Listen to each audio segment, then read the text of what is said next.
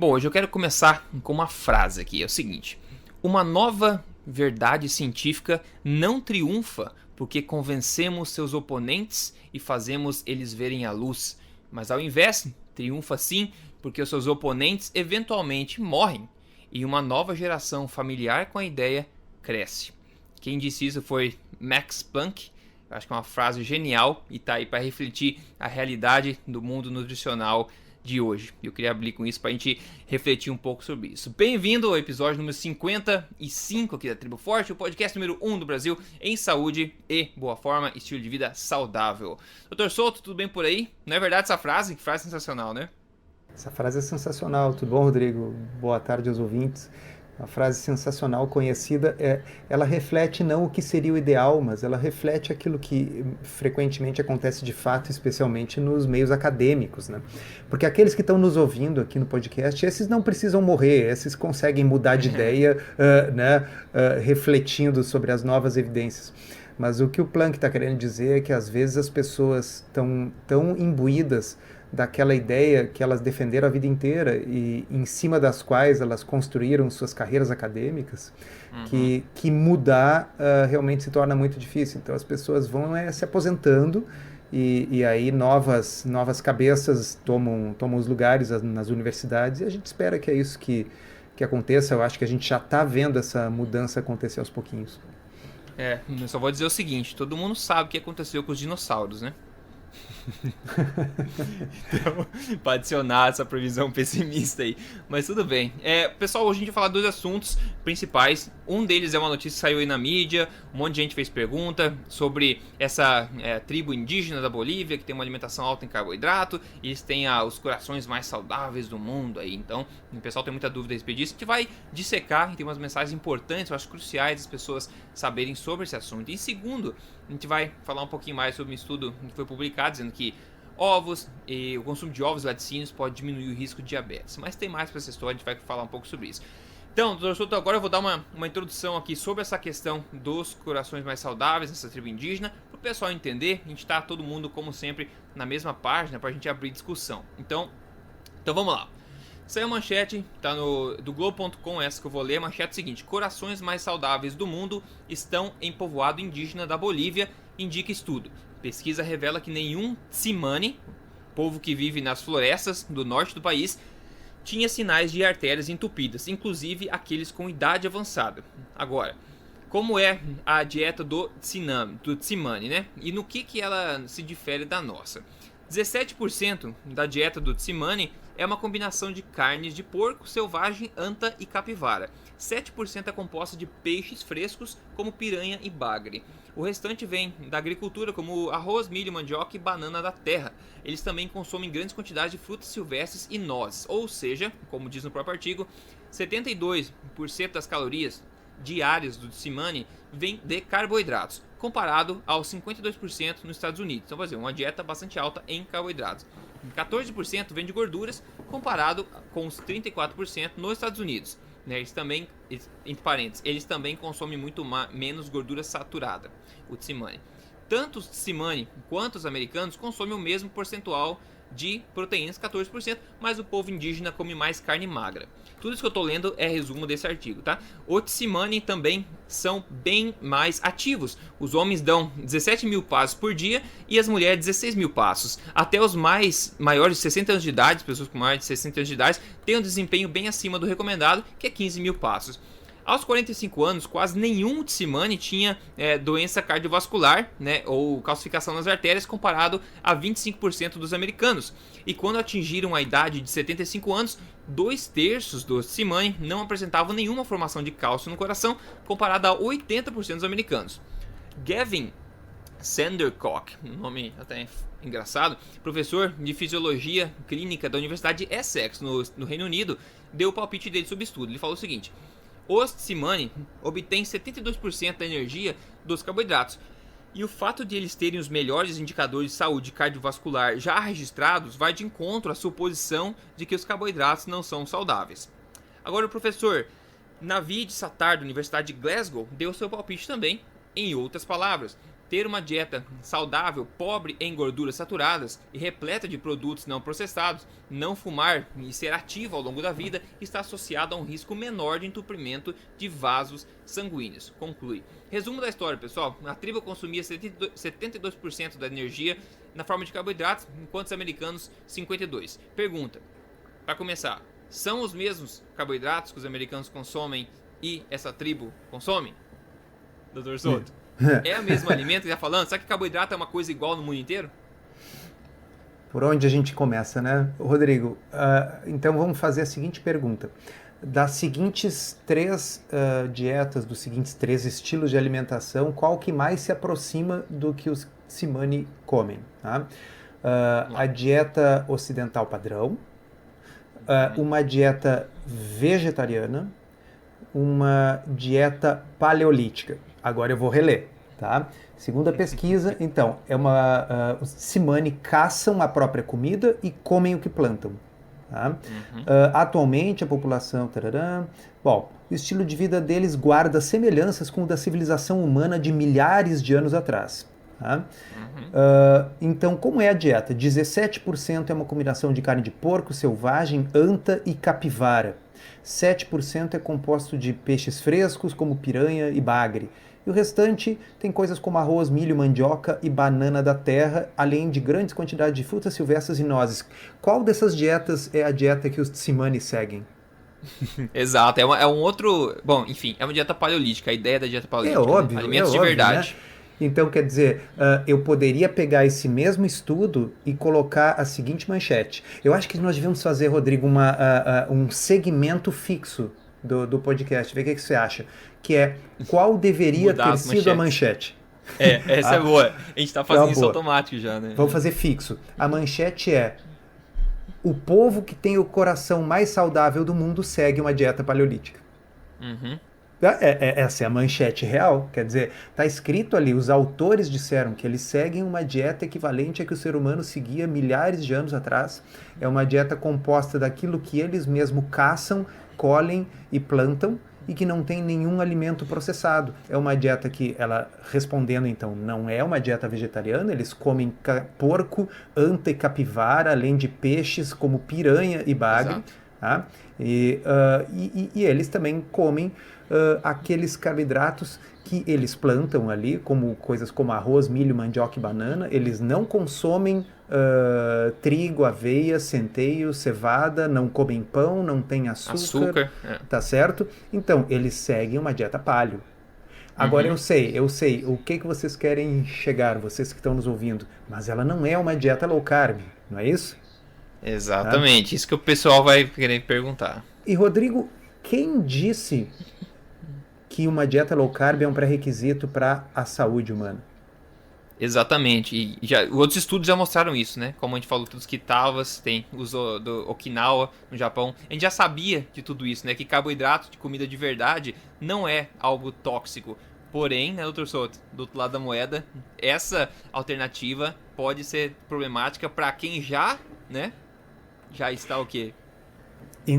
Para quem já está doente, tá certo? Para quem já tem excesso de adiposidade, para quem já é pré-diabético, diabético, tem síndrome metabólica. E o que causa essas coisas, síndrome metabólica, obesidade, diabetes tipo 2, não é comer como os Tsimane comem. Não importa se eles comem mais carboidrato ou menos. Uma dieta sem alimentos processados, uma dieta basicamente daquilo que pode ser encontrado na natureza, caçado ou colhido, tá? Seja ela uma dieta pobre em carboidratos como a dos Maasai na África, como a dos esquimós, seja ela uma dieta rica em carboidrato como a dos Tsiname, como a dos Kitavanos, como a dos índios Yanomami, ok? Na realidade, não se trata de macronutrientes, e nunca se tratou. Tá? Não é uma questão de comer low carb ou high carb. Low carb é uma estratégia terapêutica, pessoal, para tratar aquilo que é causado não porque a pessoa comeu carboidrato demais, porque ela comeu lixo demais. Ok? Resulta que este lixo frequentemente é carboidrato, mas não é o carboidrato que os tsimane estão comendo.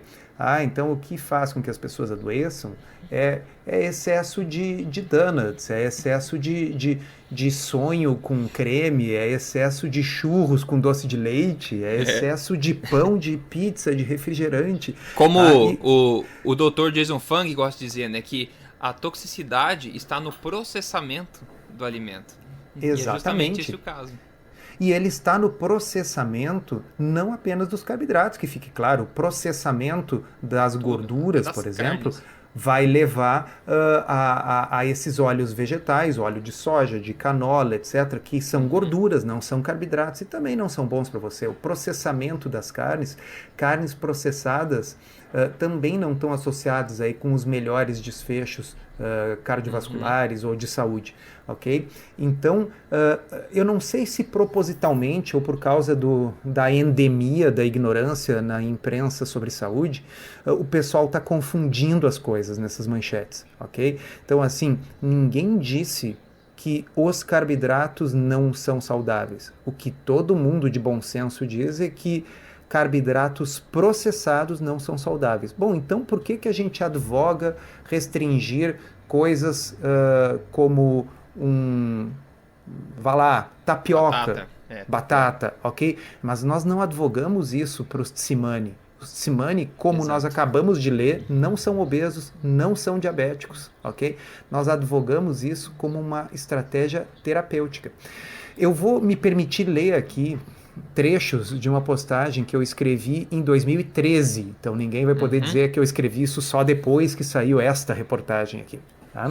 Postagem, quem quiser procurá-la no blog, chama Tratamentos e Causas. Tá? Então começa assim, é bastante comum ouvir das pessoas um questionamento que soa mais ou menos assim: se os carboidratos engordam, por que os japoneses que comem arroz são magros? Ou se o pão e o trigo são problemáticos, porque as pessoas eram bem mais magras antes de 1977, se naquela época já se comia pão? Ou os franceses comem mais gordura e têm menos doenças cardíacas e são magros, mas eles comem pão, por que então não são gordos? Ok? Vocês querem ver, estão vendo que isso é exatamente o mesmo tipo de argumento que está sendo feito aqui. Quer dizer, os tsimane comem 72% de carboidratos. Então, por que eles não são doentes gordos diabéticos? Tá? E aí eu coloquei aqui, o problema com esse tipo de raciocínio é uma falácia lógica, chama-se non sequitur. Tá? Vamos observar o seguinte exemplo. Quando uma pessoa está com dor de cabeça, essa dor costuma passar com aspirina. Isso significa que a causa da dor de cabeça é falta de aspirina no corpo? Exato. Não, né? Não. Então, olha lá, ó. Quando uma pessoa está obesa, restringir carboidratos costuma resolver o problema. Japoneses comem arroz, que é um carboidrato, mas não são gordos. Isso significa que não é necessário restringir o arroz para perder peso. E aí eu botei ali, ó, percebem a falácia lógica? Aquilo que nós usamos para resolver um problema não precisa ser necessariamente a causa do problema. Exato. Tá?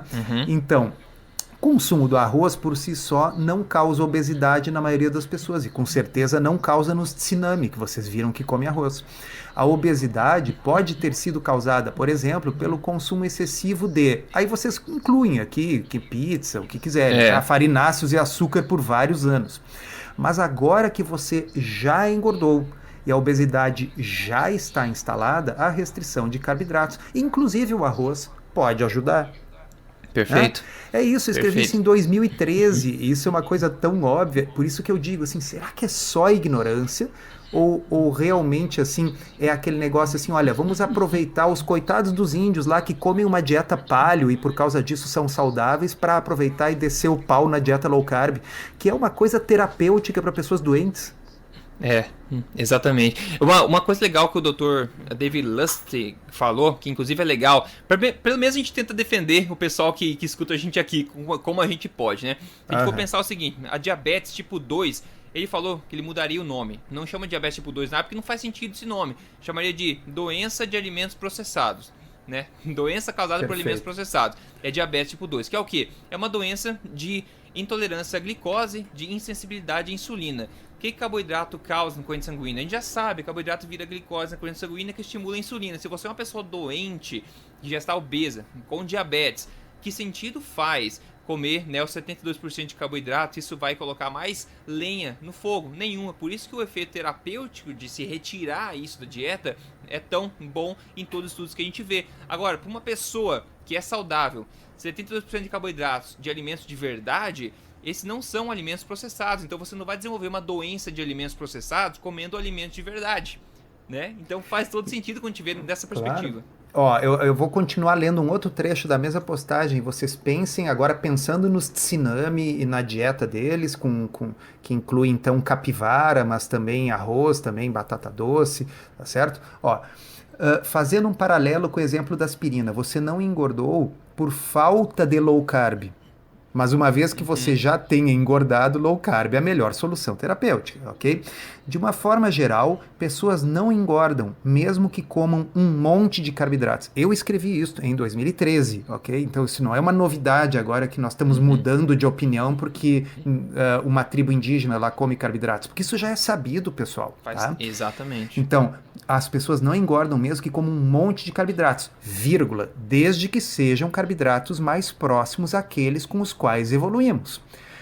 Travessão, frutas e raízes, até mesmo grãos integrais, embora esses últimos possam ter implicações para a saúde que vão além da gordura, aquelas coisas da inflamação, etc. Mas depois de feito estrago, a intervenção, entre parênteses, restrição de carboidratos, passa a ser terapêutica. E aí eu ainda explicito mais ainda, ó, ou seja, uma dieta de baixo índice glicêmico, rica em hortaliças e frutas, e com maior quantidade de proteínas e gorduras, sem açúcar adicionado aos alimentos e sem farináceos refinados, seria extremamente saudável e evitaria que as pessoas adoecessem. Mas isso é praticamente a definição de uma dieta paleolítica. Tá certo? Então, é basicamente a mesma coisa que os Tsimane fazem. Não é uma dieta low carb, ela é uma dieta paleolítica. Por definição, é um grupo de caçadores-coletores. Na realidade, a rigor, eles são horticulturalistas, né? Eles, na realidade, plantam pequenas quantidades de coisa para subsistência, né? Mas consomem ainda também aquilo que eles podem caçar e colher, e são saudáveis. Bom, são saudáveis exatamente por isso, tá certo? Agora, se eu pegar um Tsimane, ok? E levo eles lá da tribo onde eles vivem para viver em São Paulo, ok? Tá? E aí vou pedir para ele comer no McDonald's todos os dias. Nem precisa pedir, ele vai de uma forma ele vai. Ele vai dar problema. Depois de 10 anos, eu pego esse sujeito com glicemia de 140, com hemoglobina glicada de 7, com triglicerídeos de 350, com HDL de 25 e com uma circunferência abdominal robusta, ok? Agora eu pego ele e boto lá para comer a dieta dos Tsimane, ok? Será que a glicemia dele vai ficar boa? Eu diria o seguinte, provavelmente vai ficar melhor do que estava comendo no McDonald's. Pelo menos, tá? Mas ele agora já não vai mais ter a flexibilidade metabólica que ele tinha quando ele vivia lá na tribo dos Tsimane e comia só dieta paleolítica, tá certo? Porque ele se estragou nesses 10 anos. Tá? Agora, talvez ele precise passar um bom tempo comendo low carb, perder esses 20 quilos que ele ganhou em São Paulo, baixar a insulina dele, melhorar o HDL, melhorar os triglicerídeos. Bom, a hora que ele conseguir reverter isso, aí sim, aí ele pode voltar a comer 70% de carboidratos. É simples, pessoal, não tem mistério nisso. Tá? E como já foi feito no passado, inclusive com os PIMA, né, nos Estados Unidos, já pegaram, os PIMA eram saudáveis antigamente, chegou a modernidade, engordaram, são os povos mais obesos que tem, só que eu nunca vi um estudo que fez o que você acabou de falar, que pegou os obesos estragados, digamos assim, e colocaram eles de volta na população primitiva, até porque a população primitiva não existe mais como era antigamente, né, que seria interessante de avaliar. Então, claro, vamos dizer assim, não há dúvida que se nesse experimento mental que eu fiz aqui, pegar essa pessoa e colocar de novo lá, a saúde dele vai melhorar, comendo uma dieta mais adequada, porque é rica em carboidrato, bem, mas a do McDonald's também é rica em carboidrato, mas é carboidrato lixo. Né? Agora, o que eu quero explicar para as pessoas, acho que o pessoal já entendeu, é assim, uma dieta low carb é uma intervenção terapêutica, é uma das alternativas para quem precisa perder peso, para quem precisa tratar um diabetes, para quem precisa reverter uma síndrome metabólica, ok? Ninguém quer dizer que todos os carboidratos, inclusive frutas e raízes, fazem mal para a saúde e provocam doenças. A doença é não poder tolerar carboidratos, tá certo? E isso se desenvolve por se expor a alimentos processados. Tá? Então, o que nós propomos aqui para as pessoas é uma alternativa terapêutica que, felizmente, para os... Esqueci o nome deles de novo. Para os Tsimane, é uma coisa desnecessária. Realmente, se você é um Tsimane e mora nas florestas da Colômbia, tá? Você não precisa de uma dieta low carb. Mas eu vou ainda além e dizer o seguinte, para pessoas normais, como você falou, com certeza é comprovado absolutamente que é uma intervenção terapêutica extremamente benéfica para pessoas que estão doentes. Mas eu até acho, e a ciência aponta nesse sentido, que um estilo de vida low carb, não uma intervenção, um estilo de vida low carb para pessoas que já são saudáveis, pode potencialmente ser um dos estilos de vida aí que são mais saudáveis de fato a longo prazo, de se seguir simplesmente por ser algo que pode vir a prevenir várias coisas. Se a gente fosse comparar, por exemplo, o Tsimane com uma população semelhante hoje em dia, mas que tivesse o oposto, né, de macronutrientes, se fosse uma alimentação naturalmente low carb, mais alta em gordura e proteínas, seria outro estudo interessante de se fazer para ter mais insights do que está acontecendo, né? Porque eu acho realmente, porque o que a gente vê da ciência hoje em dia, estudando a dieta cetogênica, os corpos cetônicos, etc., que provavelmente uma dieta mais low carb tende, né, a ser uma melhor opção a longo prazo para um corpo saudável e longevidade. Mas quem está extrapolando um pouco, porque não tem cycling randomizado provando isso. Mas juntando os pontos, por exemplo, a minha opinião é que isso pode ser que seja o caso. Pode ser. Como você bem disse, não tem ensaio clínico randomizado, a gente não sabe, aí nós estamos entrando na seara completamente especulativa, né? Seria realmente uma comparação interessante. Agora, eu realmente acho que o que está por trás dos vários estilos de vida saudáveis, e é importante dizer isso, é uma pluralidade, tá certo? Então, com certeza existem as blue zones, né, as áreas do mundo aí onde tem um grande número de centenários e tal, e em muitas delas há um consumo de carboidratos, algumas delas são mais vegetarianas, tá certo? Então, ninguém está dizendo que não existem outras formas de ser saudável, ok? O que eu sempre digo é o seguinte, tem coisas que não precisam de advogado, tá certo? Então, assim, uma dieta mais vegetariana é um negócio que está na moda, todo mundo acha bom, todo mundo acha bonito, tá?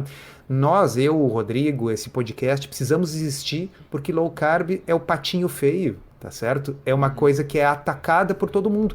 Quer dizer, eles acharam uma tribo de gente que faz uma dieta paleolítica e é saudável e estão usando isso não para dizer que a dieta paleolítica é boa, mas para dizer que low carb é ruim. Vocês entenderam? Então, low carb é sempre o patinho feio, sofre bullying. Tá? Então, nós estamos aqui defendendo low carb porque low carb precisa ser defendido, porque é uma estratégia boa, não é a única. Se a pessoa não gosta, procure outra. Tá? Tem outras formas de ser saudável. Low carb é uma delas. Tem gente que se adapta maravilhosamente bem. Aliás, o que os estudos mostram, nós comentamos, por exemplo, num podcast passado, né? Aquele estudo onde as pessoas simplesmente foram orientadas num site da internet em como fazer uma dieta e tiveram melhoras fantásticas na sua saúde, como eu até hoje não vi com outras estratégias. Então, a impressão que eu tenho é que, comparativamente, é uma das estratégias mais eficientes para reverter diabetes, para melhorar síndrome metabólica, para perda de peso, ou seja, para pessoas que estão precisando dessas coisas. Não é o caso dos Tsimane, que já são magros porque eles seguem uma dieta paleolítica desde que nasceram. Tá certo? Então tem um denominador comum entre todas essas dietas desses povos das Blue Zones, né? Que é basicamente uma dieta baseada em alimentos de verdade. Processados, é comida de verdade. Exatamente. Basicamente qualquer coisa que te afaste da dieta ocidental padrão, dos alimentos altamente processados, será benéfica. Então, quer dizer, quando a pessoa adota lá uma dieta low fat, mas se for uma dieta low fat na qual ela está tirando açúcar e alimentos processados, ela vai melhorar de saúde se a dieta, o grupo controle for a dieta ocidental padrão. Né? Então, mas por que tem estudos mostrando que uma dieta low fat faz bem? Sim, porque está sendo comparado com McDonald's. Pior caso. Tá certo? Exato. Então, acho que está bem explicado, né, Rodrigo? Eu acho que sim. Então, resumindo, pessoal, só para chamar para atenção também que em ponto nenhum desse artigo, dessa manchete, saiu nenhuma menção à qualidade dos alimentos. Foi tudo quantitativo, tudo aquele paradigma das quantidades. 72% de carboidrato, comparando com 54% dos americanos. Low fat, apontando o dedo para gorduras saturadas, tratando carboidrato como sendo uma coisa só. Então a gente já sabe, a gente vem falando há muito tempo que qualidade é muito mais importante que quantidade. As coisas são diferentes, calorias são diferentes, proteínas são diferentes, gorduras são diferentes e carboidratos são diferentes. E o Rodrigo, tem um detalhe, eu não tive tempo ainda de ler com detalhes o PDF do artigo original, do artigo do Lancet que deu origem a isso aqui. Mas fazendo as contas rapidamente aqui, tem um troço estranho, pensa comigo. Tá? 17% da dieta é caça como porco, capivara e anta. Tá? E 7% é peixe. Bom, então isso já dá 24%, correto? Tá? Bom, aí diz que 72% das calorias são de carboidrato. Acontece que onde eu tenho caça, como porco e capivara e tal, eu tenho gordura também. E a gordura tem um peso calórico muito maior do que os carboidratos e do que as proteínas. Tá difícil eu entender se essa conta fecha. Eu quero ver com calma isso aí. Eu acho que talvez eles estejam consumindo 72% de carboidratos em volume, não necessariamente em calorias. Até porque esses carboidratos que eles consomem, muitos deles são carboidratos pouco densos, né? São carboidratos naturais, de comida de verdade. Então eu não sei nem se essa conta aqui tá certa, mas tá bem, eu admito que eu não li o PDF ainda, então, mas só para lançar a dúvida aqui, porque 25% é animais, tá certo? 25% da dieta deles é animais. Né? Então como é que pode ser 72% de carboidratos em calorias? Estranho. É uma nuance que é interessante se investigar mesmo. Bom, então, os pontos para fechar esse assunto: qualidade versus quantidade. A toxicidade está no processamento, no refinamento do alimento, né? Alimento de verdade é a base de tudo, é uma coisa em comum entre todas as dietas saudáveis que a gente vê no mundo. Carboidrato de qualidade, alimentos de verdade, não é tóxico, né? A gente sabe disso, e esse é um exemplo desse estudo. Para quem já está doente, como a gente falou, o low carb, high fat é comprovadamente uma estratégia, ou a melhor estratégia estudada até agora, para se reverter esse quadro, tentar levar as pessoas para um caminho melhor. E por isso também que eu falo desde o começo do conceito agora de alimentação forte, porque as pessoas falam, uma alimentação forte é low carb, alimentação forte é paleo. Eu falo, não, alimentação forte é como se fosse um guarda-chuva que está por cima disso tudo, que está flexível. O denominador comum é o seguinte: alimento de verdade. Se você quer ter uma alimentação forte mais low carb, ótimo. Alimentação forte cetogênica, ótimo. Se você quer uma alimentação forte paleo, mais rica em carboidratos, você gosta de comer batata, abóbora, sei lá, por qualquer motivo, você pode fazer, porque ele é um guarda-chuva que está acima de toda a divisão de macronutrientes. Claro que geralmente a gente fala mais do low carb por causa desses efeitos terapêuticos todos que a gente está falando, mas as pessoas podem também escolher consumir mais carboidratos desde que sejam alimentos de verdade, porque essa é a base, realmente quem base de fato toda a filosofia de alimentação forte. Então é um conceito que está acima dessas divisões todas de macronutrientes, só para deixar isso claro. Muito bom. Vamos lá.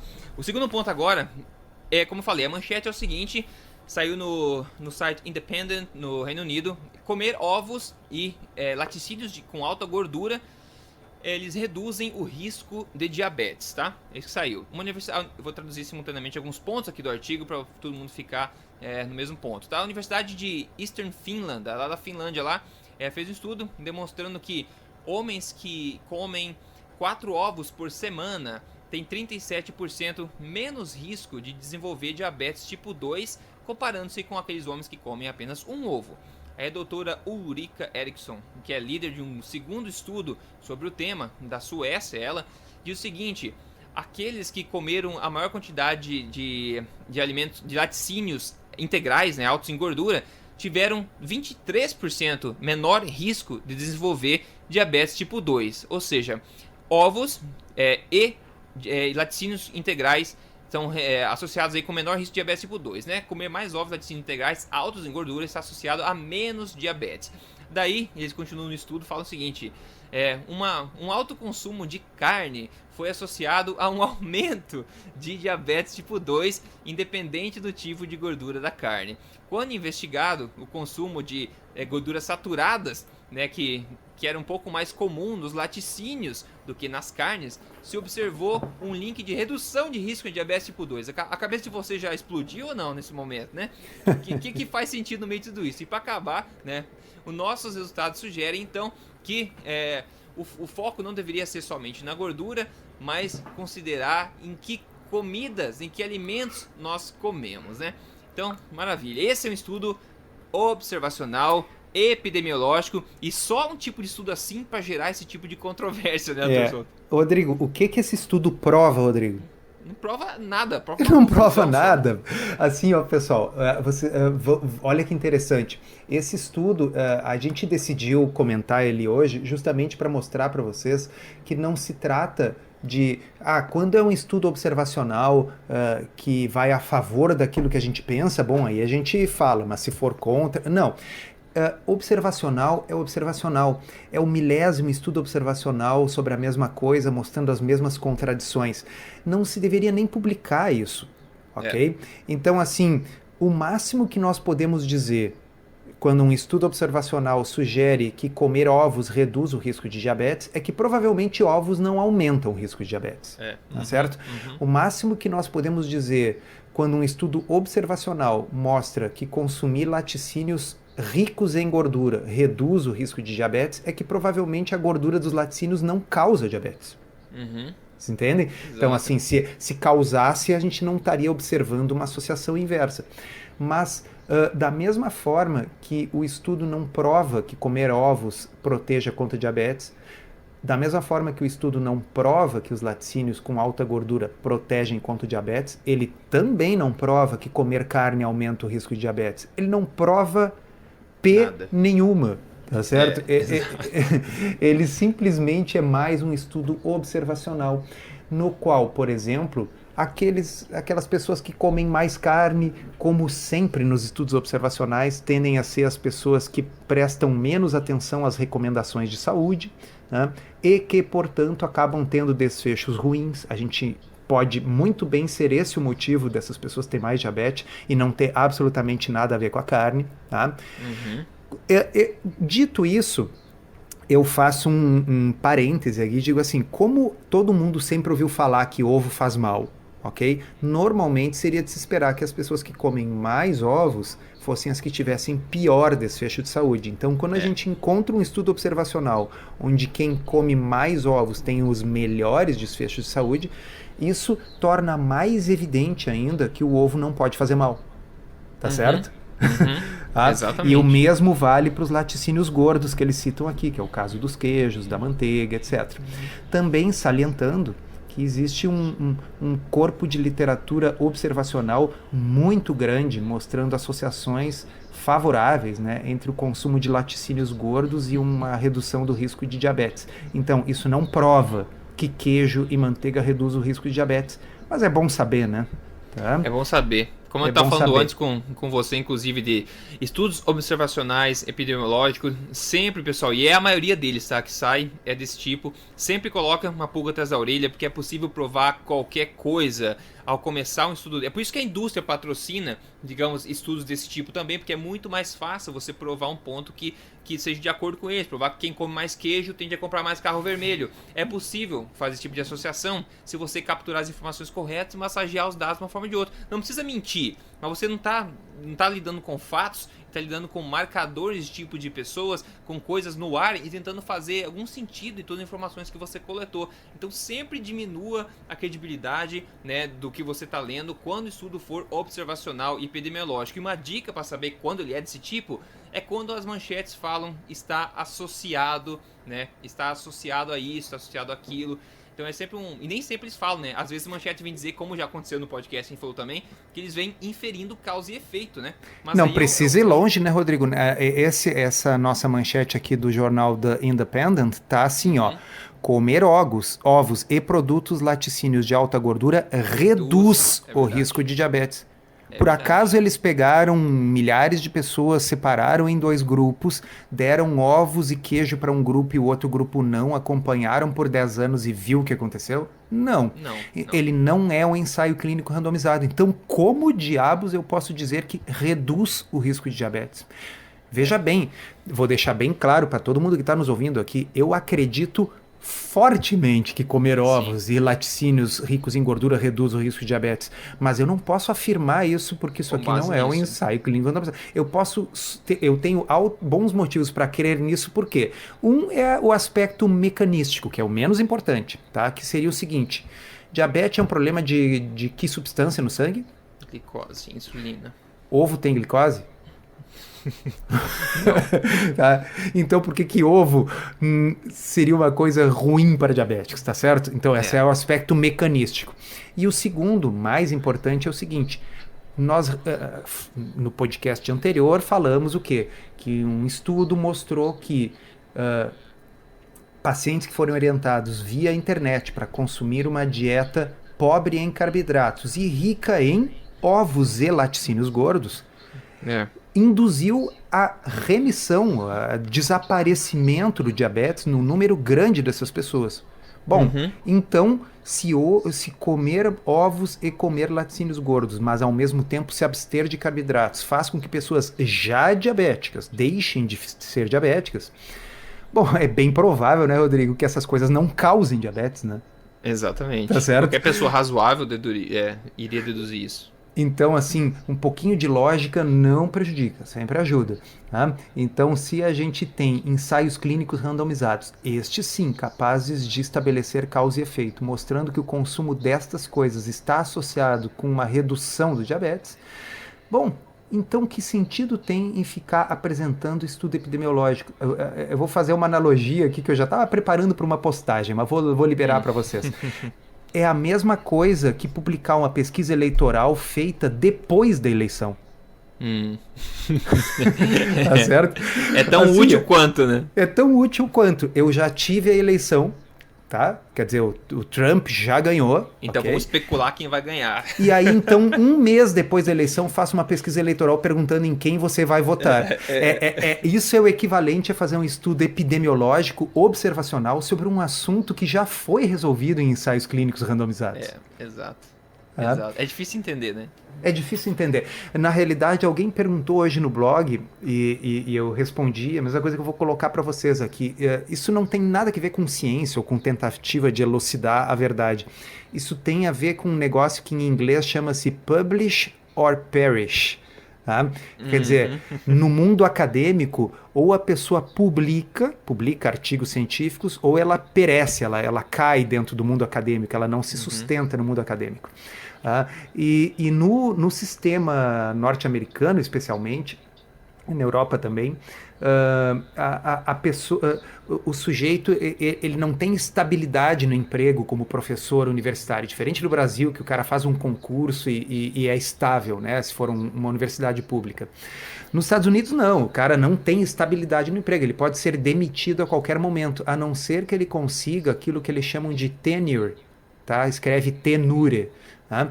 O tenure é uma estabilidade no emprego que o cara só consegue depois que ele se tornou muito conhecido numa área, que ele publicou muitos estudos peer review. Vocês entendem onde é que eu quero chegar, né?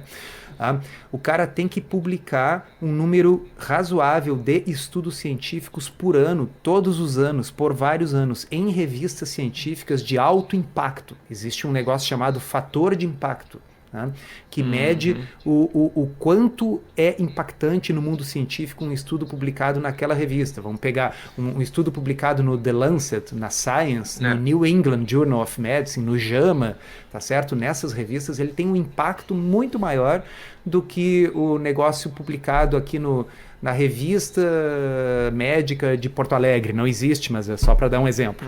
Tá? Então, por isso esses autores ficam publicando esse monte de estudo imbecil, Observacional epidemiológico sobre coisas que já são sabidas, sobre dúvidas que já foram esclarecidas em ensaios clínicos randomizados, ou seja, publicando pesquisa eleitoral depois da eleição já feita. Exato. Qual é o objetivo disso? O objetivo disso não é aumentar o conhecimento científico, não é informar vocês do público. O objetivo disso é conseguir tenure na universidade. Tá certo? O pesquisador ter oportunidade de publicar um número grande de estudos todos os anos e, com isso, assegurar a sua estabilidade como professor numa universidade importante. É só por isso.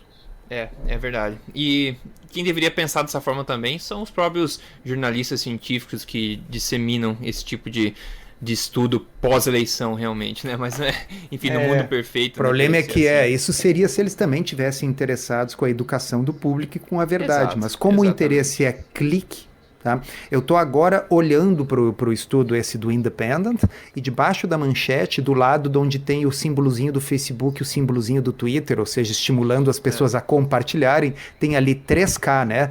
3.000 shares já foi compartilhado aqui 3.000 vezes. Então você acha que eles vão fazer essa análise que a gente está fazendo aqui ou as pessoas vão ler e buscar, né? Então, artigo epidemiológico serve no mundo acadêmico para conseguir tenure, para conseguir estabilidade nas universidades do exterior, e no mundo do jornalismo serve para shares e para cliques. Tá? A única coisa que não serve é para você que está nos ouvindo saber se é bom ou não comer ovo. Ironicamente, é exatamente isso. Para saber se é bom ou não comer ovo, vamos ver um dos 50 e poucos ensaios clínicos randomizados sobre low carb comparado com low fat. E vocês vão ver que comer ovo é bom. Por quê? Porque faz o sujeito perder peso, faz baixar a glicose, faz aumentar o HDL, e isso está provado em ensaios clínicos randomizados. É por isso que é bom comer ovo. E não pelo fato de que milhares de pessoas foram observadas e tal, porque aí entra todos aqueles fatores que podem confundir. Quer dizer, daqui a pouco o sujeito que come ovo, ele tem menos diabetes simplesmente porque ele come menos aveia no café da manhã, tá certo? Daqui a pouco é a aveia que tá fazendo diferença, não o ovo. Vai saber que diabo. Vai saber. Mas enfim, é isso aí, pessoal, né? Então, espero que tenha sido útil esse conhecimento, mas antes de a gente fechar, vamos ver então o que foi degustado na última refeição. O Dr. Souto já sabe aí, ponto da língua? Chega a ser, como se diz, repetitivo, né? Hoje foi um franguinho com ovo, uma salada. Bem tranquilo, bem tranquilo.